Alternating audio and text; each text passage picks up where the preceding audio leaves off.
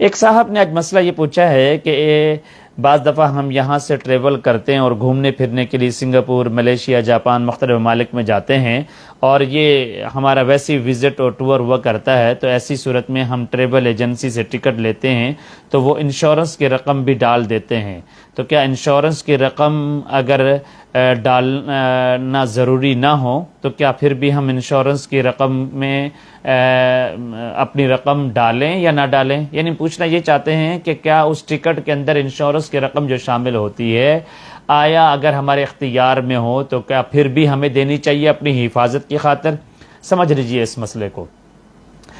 شرعاً اسلام میں انشورنس کا متبادل تکافل کے نام سے اسلامی دنیا میں آ چکا ہے۔ ابھی بہت سے اسلامی ممالک کے اندر، اسلامک فائنانس کے اندر انشورنس کا متبادل تکافل آ چکا ہے،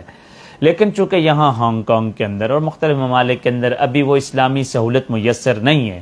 تو سمجھ لیجئے کہ جو insurance by the government obligatory ہے، لازمی ہے، کمپلسری ہے، اس میں تو آپ مجبور ہیں، آپ کو کرنا ہی پڑے گا، آپ کو فالو کرنا پڑے گا، اس لیے آپ وہ انشورنس کی رقم دے بھی سکتے ہیں، اور آپ دے دیں گے تو آپ کے اوپر گناہ نہیں ہوگا، کیونکہ وہ باقاعدہ گورنمنٹ کا رول ہے، قانون ہے، اس کا گناہ آپ کے سر پہ نہیں ہے۔ لیکن اگر ٹریول ایجنسی میں آپ ٹکٹ لے رہے ہیں، آپ ٹکٹ بائی کر رہے ہیں، اس میں اگر آپ کو وہ اختیار دیتا ہے کہ آپ کی مرضی ہے کہ آپ انشورنس کی رقم ہمیں اس میں شامل کریں، انشورنس لے لیں یا نہ لے لیں، اگر آپ کو اختیار ہے اور کمپلسری نہیں ہے تو پھر آپ کو انشورنس نہیں لینی چاہیے، اور آپ کو اللہ پہ بھروسہ رکھنا چاہیے، اور شریعت کا بھی یہی تقاضا ہے، اسلام کا بھی یہی تقاضا ہے۔ لہٰذا خلاصہ جواب یہ ہے کہ جہاں جہاں گورنمنٹ کی طرف سے لازمی اور کمپلسری ہوگا، ظاہر ہے آپ اس کے پابند ہیں، آپ کو فالو کرنا پڑے گا۔ جہاں پر انشورنس میں